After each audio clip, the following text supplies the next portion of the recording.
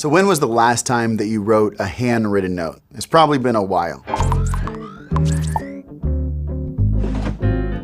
Technology has changed the way we communicate. We send emails, not letters, text messages, not phone calls. We order delivery instead of cooking dinners in our kitchen, all in the name of efficiency. But here's the point. Technology has made it easier to communicate, but it hasn't made it easier to connect with other human beings. I found that the secret to connecting in the high-tech, fast-paced world that we live in is doing a few small things the old-fashioned way.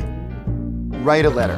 I've written thousands of handwritten notes, thanking people for advice, thanking them for an interview. It just puts that extra effort to show someone that you really care and that you're willing to go above and beyond. Some advice for writing a thank you letter is to really make it clear to the person that you're writing to the impact that they have had on your life. Talk about something specific, like thank you for the advice that you gave me. It's because of the advice you gave me that I am now doing X. People are looking to make a difference.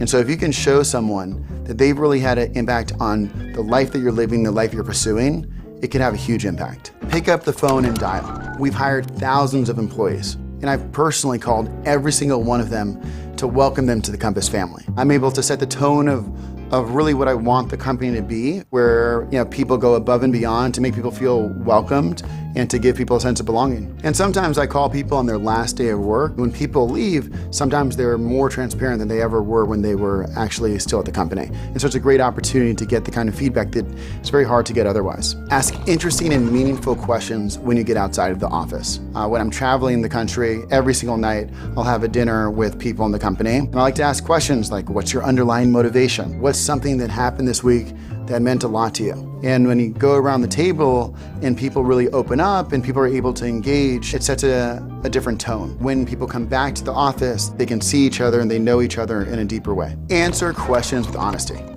You know how it feels when you go into an elevator and someone says, how was your weekend? It could have been like the best weekend ever. You could have met the love of your life, the person you want to marry, and you would say, good.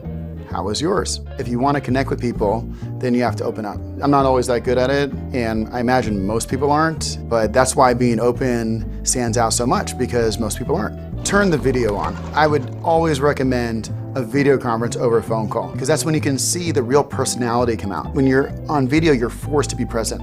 It's almost a forcing mechanism to be in the moment. Nobody succeeds alone. The more you can take time to develop genuine, authentic relationships, the more you're gonna be able to realize your dreams.